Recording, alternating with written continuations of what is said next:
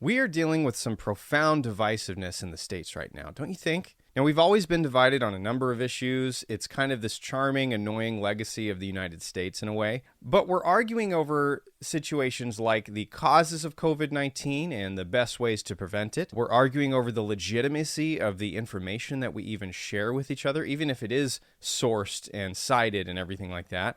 Some folks really don't like Bill Gates with a fiery passion, I've noticed. The vaccine debate, speaking of, isn't even something I want to bring up right now. But we're going to have to at some point because it is an important discussion, and so that's going to be an interesting one to have. And people are all over the place on whether stay-at-home orders are even okay, whether they're legal, and if they are legal, whether they should be happening in the first place. So we're hearing about these different things from various perspectives. Our society has been upended. You've heard it said by some, well, death is bad, but I'm more concerned about the toll this thing's had on the economy, you know. And it's true, our economy has indeed seen damage that will take time to recover from. But this issue opens up what I see as an ideal opportunity, however inconvenient, to discuss what truly works and does not work in our current economic models with long-term effectiveness in mind, aka sustainable societies. I call this situation ideal because we're staring at a case study development in real time on what can go right and what can go wrong and what just doesn't make sense during a pandemic. On top of all this, a huge amount of us are processing this at home, and it's a different situation for everyone. Some of you, for example, have kids and other folks that you live with, that you share your space with, which can be the kind of mental exercise that can't be truly understood unless you're in that situation. Personal time is often rare, if experienced at all. And then there's our poor extroverts, just bursting at the seams with a lack of socializing they never prepared for. Oh, the first world problems. Oh. And we introverts might be doing just fine. You wouldn't know for sure, though, on account of how we're covertly, if not gleefully, disappearing from existence. Folks have begun using this unanticipated non-work time / free time in so many ways, and I'm very interested to see what cultural changes emerge from this. I've seen people on all sides, deeply depressed from fatal economic wounds and health concerns, even navigating hazardous domestic living situations. But then I've seen a side of us that's been nothing short of inspiring to actually notice. We're painting, we're knitting, we're sewing, we're gardening, we're breaking the canoe back out, instigating camping trips, we're organizing, we're playing music, we're decorating, we're getting more family time, or just getting outside more. Just getting outside. A close friend of mine, for example, is having the time of his life right now. After he was forced to live on unemployment, he essentially made a choice. He could either sit around and wonder what's going on while playing video games all day and get stressed, or he could not do that. So he got up, and I've barely seen the guy since all of this started. He's going fishing. He's doing landscaping. He's camping. He's bike riding. Dude's doing anything outdoors he can do right now. He's just having the time of his life. He is stoked on life. Not everyone has the same opportunity, but my point is he's making the most of what some would consider a helpless situation. We'll get more into that later, but for now I want to talk about what it would be like if an entire society understood the importance of disagreements and differences of opinion, and beyond that, uses those divides to create a third option to progress. A society efficient enough to use this third option as a standard is one that is far less vulnerable to the divisive issues we see ourselves plagued with today. How do we get to this point then? Is it too idealistic to believe that we can emotionally grow as individuals and as a society enough to practice this kind of synergy? Well, that's what our topic is on today. We're going to talk about the cure for divisiveness. We're going to talk about listening to each other. We're also going to talk about how important it is to value other people's opinions over ours. Ooh, that's right. So indeed, let's get back into it with a brand new episode, our first ever video episode here on episode 10 of the Sustainable Culture Podcast, Listening to Each Other, the Cure for Divisiveness.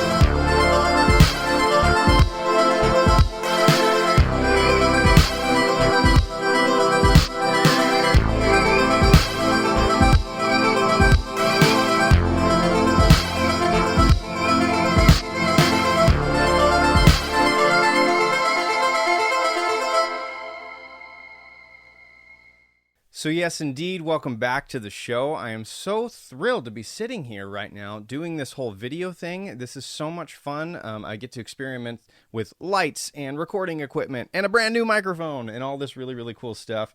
It's just really, really fun to, number one, do the podcast in the first place, but to be able to actually have, the ability to, digitally look at your little faces and all this type of stuff is just so much fun. And I'm just thrilled to be back. So thank you for watching. Thank you for listening.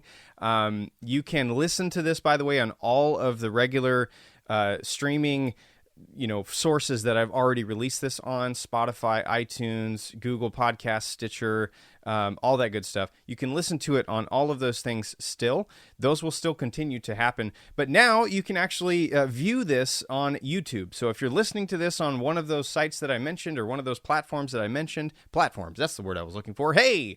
Then you can also go to a brand new YouTube channel, Sustainable Culture Podcast YouTube channel.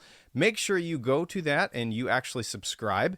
Every single podcast episode will now be videoed, so you can actually watch this stuff on YouTube now. I'm going to be releasing all kinds of fun little videos in between.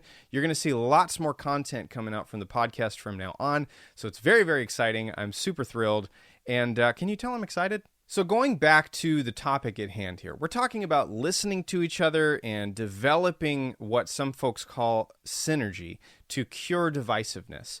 And Stephen Covey, some of you may have heard of Stephen Covey from his wonderful and absolutely fantastic book that you must read, called The 7 Habits of Highly Effective People. In this book, he talks about the gates that you can actually open with skills like this. In the book, synergy is the 6th habit that he actually explains. And he says that when we only see 2 alternatives, ours and the quote-unquote wrong one, you can always look for a synergistic alternative or a third option, as I was mentioning earlier, so long as we work with a win-win philosophy, which he covers in much, much, much more detail in the book. But for now, you can kind of understand what that means. If you're in a conversation with someone and you're trying to solve something, come up with a solution that works for the both of you, that's a win-win philosophy. If you enter into the conversation with the desire to both come out as winners, not just what he calls a win-lose philosophy, in which I would win, but you wouldn't necessarily win, or they would win, and I wouldn't necessarily win because I'm a giver. I like people to be happy over the needs of my own. That's not so healthy either. So when you approach these things with a win-win philosophy to create this third option and really seek to understand who we're speaking with, we see huge dividends come from this. And so I absolutely love the way that he puts this in the book. I have a quote here that I want to read to you guys from the book. If this doesn't make you want to buy the book, I don't really know what would. Now, there's a lot of gold in this, so I'm going to read it to you, and then I'm going to break it down sentence by sentence, and we're going to talk about that in a bit more detail.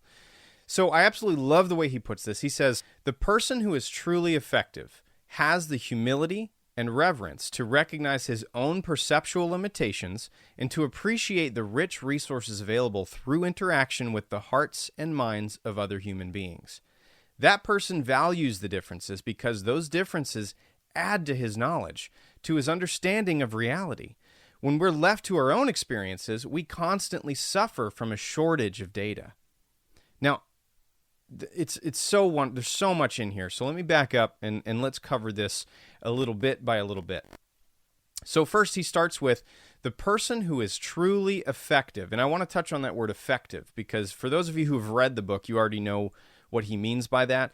But when he speaks about effectiveness and versus, let's say, success or efficiency, it's probably more closely related to efficiency than anything. But effective versus efficient is a little bit of a different thing.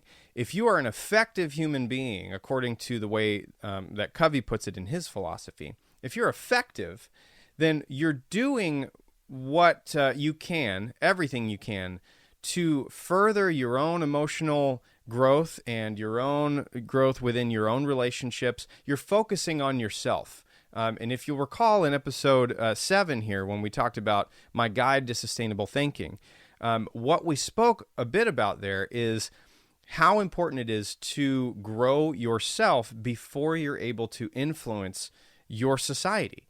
You can't have a whole bunch of things around you be fixed when your room is completely filthy.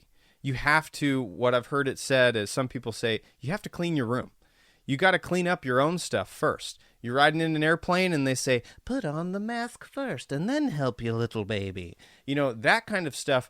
That is, it's saying that you're not able to help other people unless you help yourself first. Now, to some people, it's such a, oh, right, yeah, it's a duh kind of thing. But it's amazing to me if you observe in your society, it's so rampant how few of us go around thinking that, and we're all guilty of it. I'm very guilty of this. When we are effective human beings, what we've done is we have focused entirely on priority number one. Is it's not this selfish desire to say, me, my desires come first. That's not what it means. What it's kind of referring to is saying that I can't help you, which should be your top priority. Your top priority should be to be there for your society. That should be your first priority. Now, if your first priority is yourself, in a selfish way, you have some things to look into there. You have some soul searching to do, my friend.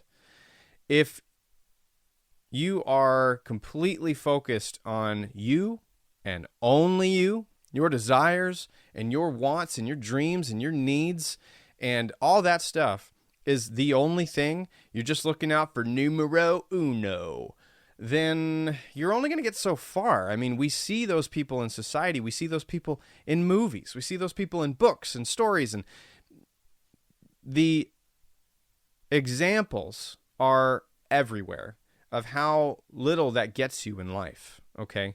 Independence is one thing, but to grow past that, to grow to something beyond independence, most of us haven't done that. Most of us are still working on regular old independence. So I'm tangenting here because the word effective in relation to this philosophy here is so crucially important to realize as far as personal growth and the desire for interdependence beyond independence. It's so important to kind of look at that and think, gosh, if I could somehow enhance other people's lives, thereby enhancing mine, that is just this cyclical, continuous joy that comes from that, isn't it? So that's what he means by effectiveness. He goes into that in much more detail in the book. So now that I've tangented for like 10 minutes, let's go ahead and go back and actually look at the rest of this quote. So he says, the person who is truly effective has the humility and reverence to recognize his own perceptual limitations and to appreciate the rich resources available through interaction with the hearts and minds of other human beings. In other words, the person who is truly effective is humble, has enough reverence to truly understand the limitations of his own knowledge, his own perceptions. And if you think about perceptions, you're thinking sight, sound, speaking, all of this stuff can be enhanced by speaking with another person. And he goes on to explain this. The person that values the differences, that person values the differences because those differences add to his knowledge. So we've learned at this point in this effective paradigm here, we have learned that someone who is different than me, someone who views things differently than I do, is something that is inherently valuable to me because it is nothing but an enhancement of knowledge from where I stand. This is a whole life that I'm unaware of. I don't know what this person's been through. I don't know anything about that. And that's an exciting opportunity there. And so he continues on, he kind of caps it off here. He says, when we're left to our own experiences, we constantly suffer from a shortage of data. And I love the way he puts that because, now, some of you already know this, I'm a total science goob. I love science. I'm a science major. I'm not going to school right now, but when I'm going to school, it's environmental science. I love reading scientific papers, literally for fun. I know. So, this type of stuff is stuff that really, really gets me going. But when he says we constantly suffer from a shortage of data when we're left to our own experiences. Now, we're talking about independence when we're left to our own experiences. And some of you are going, well, what's wrong with independence? Isn't that what we're fighting for here? Isn't that what everybody wants? Well, sure. Independence is something we need to get to. It's the step past dependence. And some of us who've had, relationship troubles in the past and different things like that have experienced the issues that codependence can actually bring on not just a couple, but also friendships and things like that. So the step past dependence and codependence, rather, is independence. And so, sure, we should be striving to become as independent as we can and really become our own people and things like that.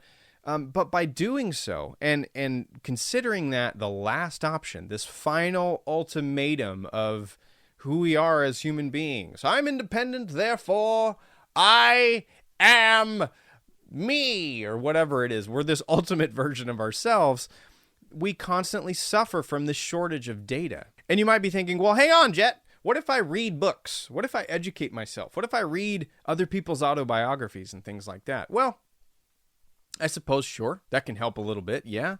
But when we listen to other people, don't you think that just reading and staying away from talking to other people, don't you think that's kind of an easy way out? I mean, I think it is. It's harder to talk to other people. It's harder, even so, to speak to someone that we disagree with on some issue. Like, let's say, for example, in the political spectrum, you have someone on the left and someone on the right. They generally don't talk. They don't usually meld. They don't typically meet in the middle and go, you know what? You're right. I think you're right on this point. I don't know very many situations in which we've seen that. Certainly not in Congress. Certainly not, in different situations personally. We've all heard the jokes about, well, don't mention politics at the dinner table at Thanksgiving, that kind of thing, because we don't want to get into these topics and whatnot. But don't you understand that this whole shortage of data philosophy here, how real that is?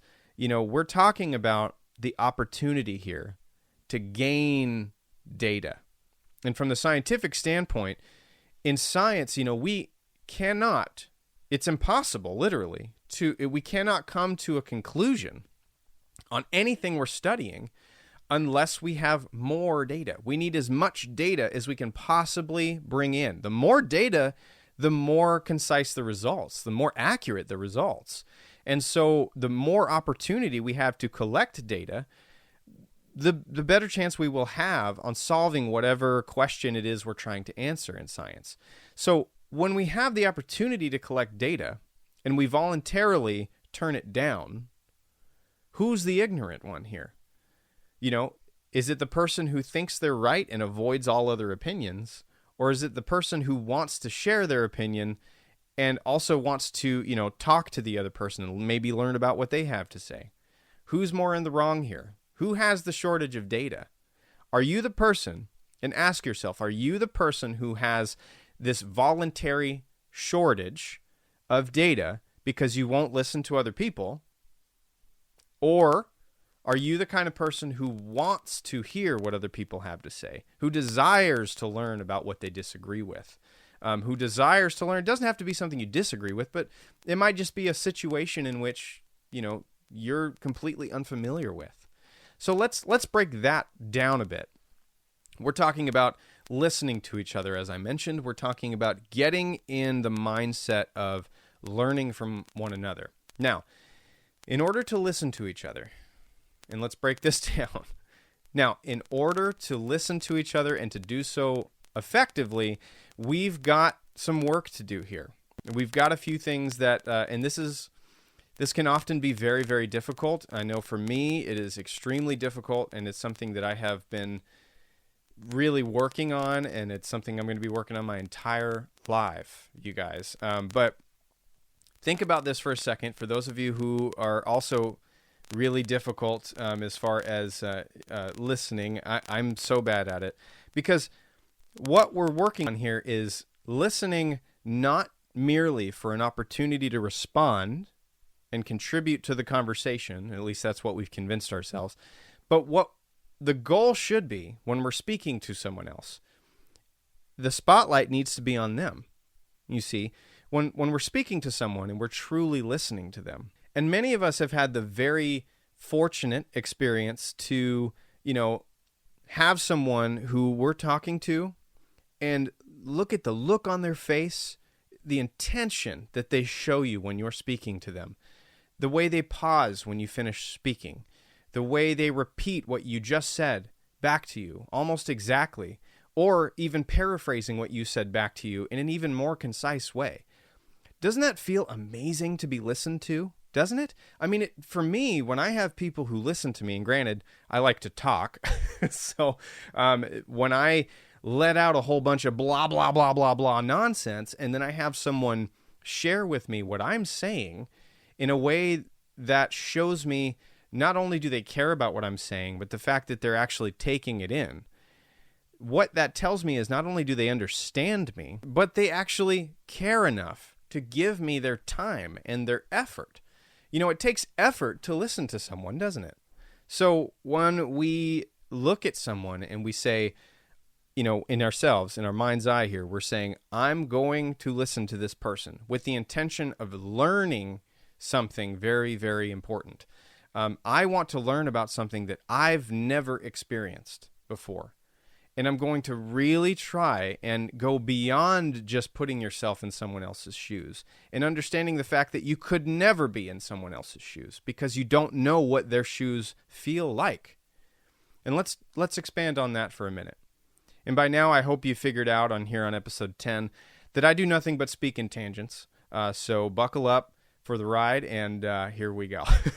So, as far as this concept goes, let's back up a bit. This concept of listening to someone with the intention of understanding them to the point that they feel appreciated and valued as a human being. This is deep stuff, you guys. This is therapy. If you trace these things back, go back into the spider web of your thoughts and your emotional connections to these thoughts and things like that, I'll bet you that if you have an insecurity on something regarding anything, I'll bet you money that it most usually anyway will relate to someone or maybe a collection of people in where somehow you didn't feel valued in those moments. So what I mean to say is there are many issues where you can actually trace back into your emotional connections to different thoughts. If you have insecurities on different things, a lot of times you may find, unsurprisingly so, that those things are linked to not feeling appreciated in those moments, not feeling understood, not feeling heard.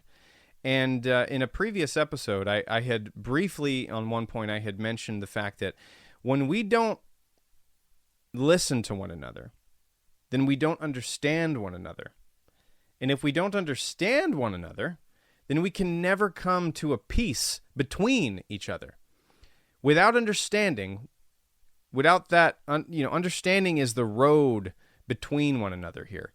If we don't make the effort to understand where the other person is coming from, we don't have to agree with it. We don't have to live the same lifestyle. That's not what I'm saying at all. But when we at least make the understanding a core priority here, and we reach that point, then we can, bare minimum, we can come to a peace between each other.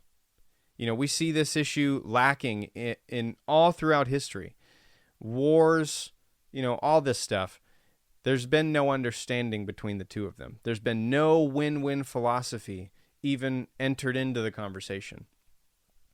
So we need to, as a society, grow past this. And that's what we're talking about. So when we sit down, let's talk about some different techniques that you can kind of use.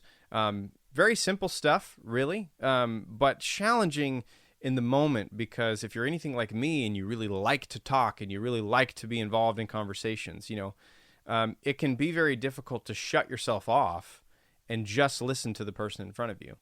So I ask you, those of you who are listening, and I'm looking at you, you know who you are you a replier? Are you a story topper? Are you the kind of person who relates by sharing a story about yourself? That's how you talk to other people. If people tell you a story, oh man, I had a hard day at work today. Oh, I'm just feeling so distressed about my boss. The schedule, I can't get past the schedule. They keep scheduling me these ridiculous weeks, and I'm just this and that. And you're so concerned about your schedule and all this stuff. And then you respond with, yeah, man, I know I had my own situation at work the other day, and it's been hard for me too. And that's the way that you respond. What are you communicating to the person you're speaking with in that moment? Are you telling them, I listen to you and I care about you and I'm so sorry about your situation at work? Like, is that being conveyed by you sharing your own story? Or is the message that's being conveyed instead something that says something along the lines of, you know what, your story's cute and all, but my story's better, so I'm going to share that, and that's really the only vision that I can look at your situation in.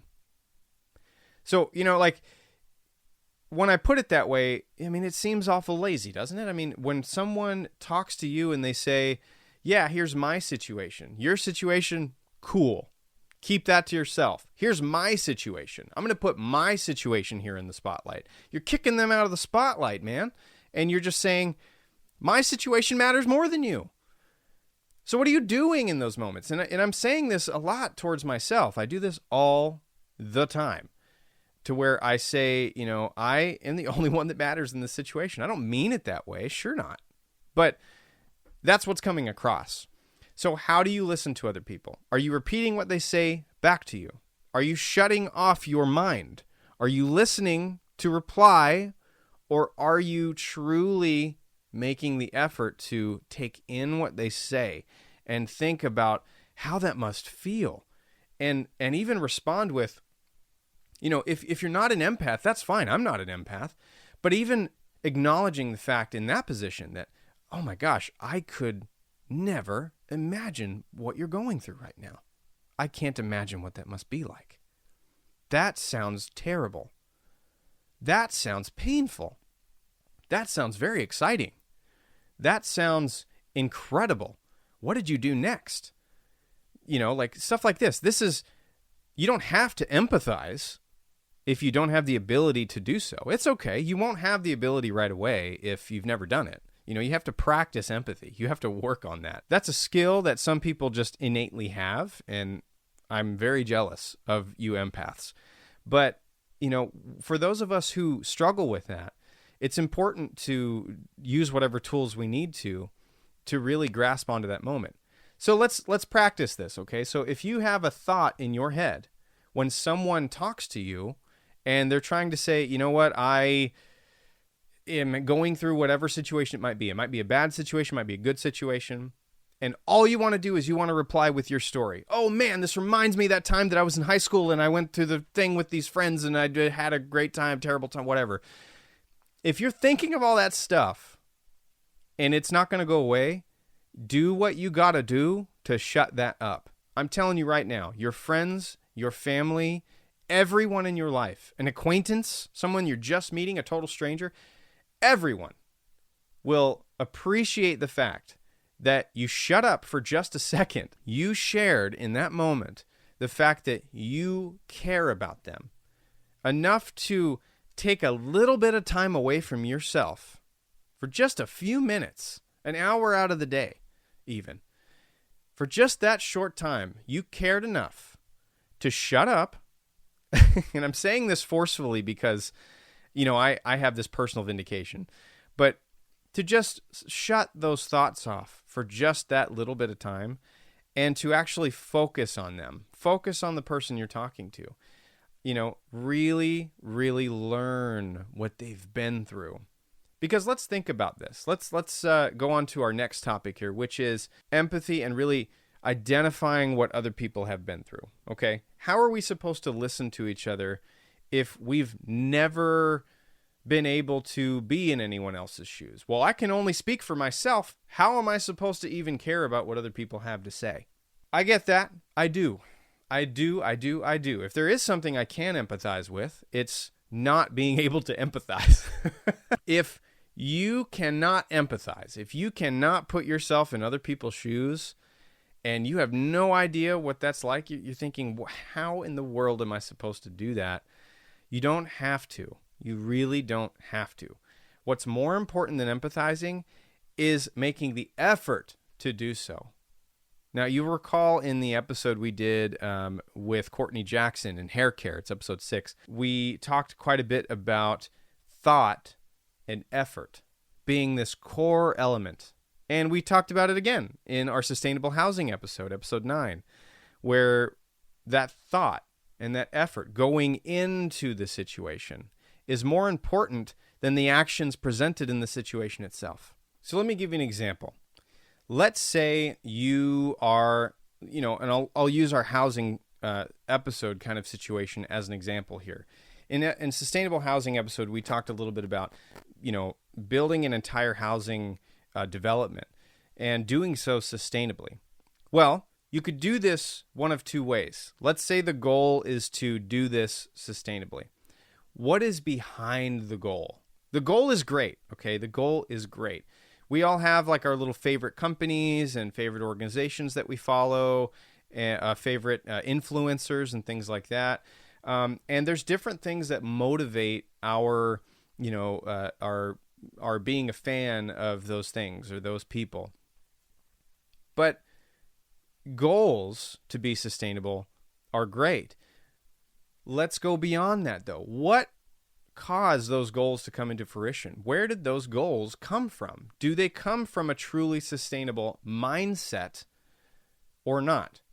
How can we determine that? Well, let's look at that. So let's say, for example, in a housing development situation, when the planning begins, before any boots touch the ground, before any of that happens, when we are planning this housing development, we say to ourselves, and we work out with the people that we're working with, all of our business partners and everyone involved, we say, we have to approach this with a sustainable goal in mind here. What are we going to do?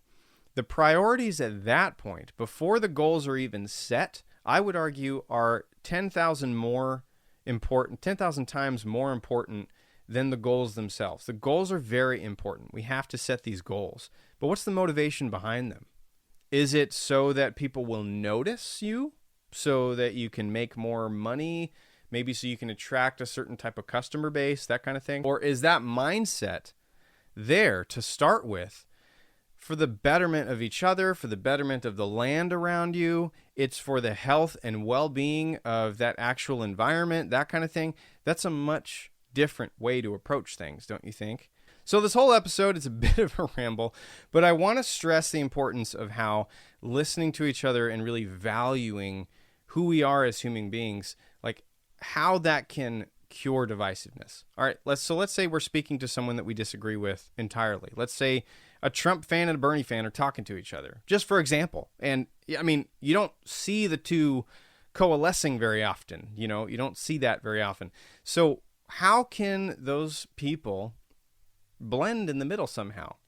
Well, they're not going to do it by shouting at each other and saying, you're right, you're wrong, or you're wrong, and I'm right, no, I'm right, and we need to do this to the economy, and no, we need to do this to the economy, and we need to do that with immigrants, and no, we need to do this with immigrants. Nothing's going to happen, all right? If you're one of those people who gets into those arguments or has gotten into those arguments, myself included, been there, what are you doing in those situations? What was your goal when you entered into that conversation? Was it to convince the other person that they were wrong? Be honest with yourself. Yes, that was the goal, right? That was the goal. Yes, your goal was to convince the other person that they were wrong and you were right. Admit it to yourself. Number 1, crucial point, admit that you and your opinions can just shut up for just a second.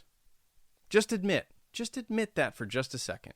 You can share your glorified, sparkly little opinion anytime you want. Why do you have to share it right now, in this moment, with that person? Why? Why do you have to enter into that Facebook comment feed and say, you need to do your research? Why do you got to do that? Instead, imagine the difference if you were instead to enter that conversation and go, That's an interesting opinion. What makes you think that?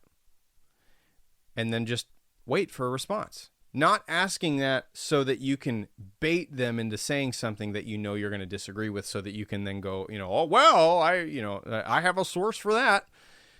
Instead, just saying, what makes you think that? With the effort to really understand, wow, that's interesting. I completely disagree with this guy. Why does he think this? Can I understand the way that he's thinking? I wonder what would happen if I did understand the way that they thought. I wonder what would happen. I wonder if I completely understood why this person that I disagree with behaves the way that they do, believes the way that they believe, votes the way that they votes the way that they votes. What would happen if I completely was able to see where they were coming from? I don't have to see things from their, I don't have to step in their shoes per se, because you can't understand what that's like. You've lived your life. You've never lived anyone else's life. How are you supposed to understand what someone else's life is like? You've never lived in another reality except for this one.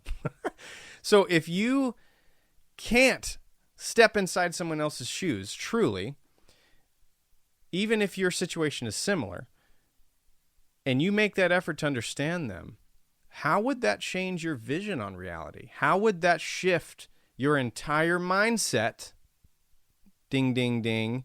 How would that shift your mindset on that particular issue? How would it change your mindset on that person, or this type of a group of people for that matter? If you're a person in a particular religious type of affiliation and you spoke to someone who was completely different than you, all right? If you're a Muslim and you speak to a Christian, if you're a Christian and you speak to a Hindu, if you're a Hindu and you speak to a Taoist or something like that, if you make the effort to go, now that's a difference in opinions here, that's way outside of my paradigm, what makes you think that way? What exactly brought you to that thought? That's interesting. I've never experienced anything like that. That sounds like something I could never imagine. Can you explain what brought you to that opinion? Can you explain, this or that or whatever? I'm just using this one example. But when you really value that person, they feel valued. They feel like you care about them. They feel like you, a total stranger in many cases, care enough about them to learn about them. You learned about them. Tyler C. in the Community Experiment podcast. What's up, Tyler?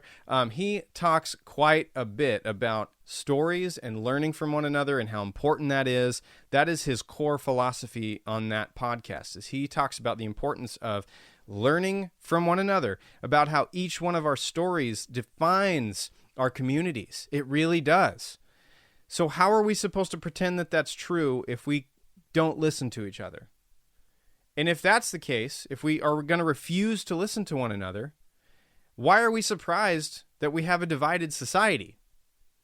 If we refuse to listen to one another, and we refuse to step inside to the best of our abilities, step inside the lives of someone else, which is a very different reality, by the way, then how can we expect we know what that's like? How can we expect that we know we're right no matter what? How can we really guarantee that we're right in that situation? And the truth is we can't. It's impossible. So when Stephen Covey talks about this idea of synergy and working together, we can't work together until we feel a trust with one another. Think about a team, a football team, for example, a sports team of some kind, or a team in a professional situation or something like that. When you have a team of people that trust each other, who have invested in one another, that kind of thing, they're going to work better and much more effectively than a team that does not trust each other, who hates each other. You put a bunch of people who disagree with each other in a room and you tell them not to listen to the next person, they're going to fight and they are going to do everything they can to make that team not work. And some of you have been in a position like that. Some of you have been with, in an environment with people that are like that. No matter what, they're going to make sure that they've done everything they can do to make whatever situation you're in not work. And when you're in a situation instead where before you even had to be involved in a situation that you worked together in some form or fashion, you put the deposit in their emotional bank account there, for another Stephen Coveyism, you made a deposit into their emotional bank account. I care about you. Here's my deposit. I'm going to give my time to you. You always hear this phrase, time is money. Time is way more valuable than money, folks. So if you give your time, the most valuable thing that we really have as human beings, because money's money. It's real, but it's kind of fake. So if we give time to someone, this is the most value I could possibly give you. This is the most valuable thing that I am giving you of mine. I'm giving you my time. I'm giving you my mental energy. I'm giving you everything that I've got in this moment because I care about you as a human being. I don't know you, or maybe I do. I don't know. The situation's going to vary. But if I make that effort, if you make the effort towards someone, somewhere, for any reason, to understand why they are the way they are, what brought them to that conclusion, why is red your favorite color? I hate red. Whatever it might be. If you make the effort, they'll appreciate you for it. They'll respect you all of a sudden. There's an interesting amount of trust that comes out of that from the other person. We all know this to be true because we've all experienced it. Who do you trust the most?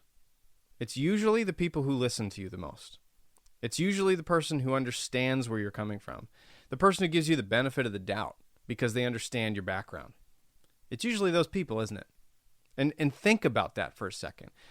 Think about the lesson I want you folks to take away from this ramble of an episode of listening to each other and curing divisiveness is the people in your life whom you trust the most. Think about why you trust them. Think about the people that you love the most. Why do you love them so much? Is it the people who listen to you the most? Does that correlate? Oftentimes it does. That person knows you more than anybody else, right?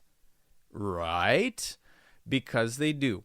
And if that's the situation, you need to do some soul searching, my friends. Figure out if you're listening to the people around you. Are you in a situation in which all you share is your story? You're just a speaker box with feet. If that's the case, you're loud, man. You're loud. And people can only handle so much of you. People only want you around for so long if all you're going to do is share stories about yourself. I saw a joke the other day about Leo. I'm a Leo. And, I saw a joke the other day about characteristics of Leo. And one of the quotes, and I laughed so hard, was, has never asked a question. And it's, in many cases, it is so true for me. I've found it very difficult to grow to the point of learning to understand. And it has enhanced the lives of those around me, thereby enhancing my life, folks. If you enhance other people's lives, all of a sudden, you're enhanced. It feels so good to make somebody feel good. And there's no topping that feeling. Just hear me out. I plead with you. Because we live in this time where, if you say, what's so bad about Bill Gates? And the other person across the table is like, let me tell you what's wrong with Bill Gates. And what happens at that moment? Are you going to disagree? That's okay if you disagree. But who's going to make the effort to listen? Who's going to listen first? So I challenge you this week. I challenge you for this week. If you're going to show the people around you that you care, you actually care about who they are. You care about whether they die tomorrow. And I'm being very serious right now.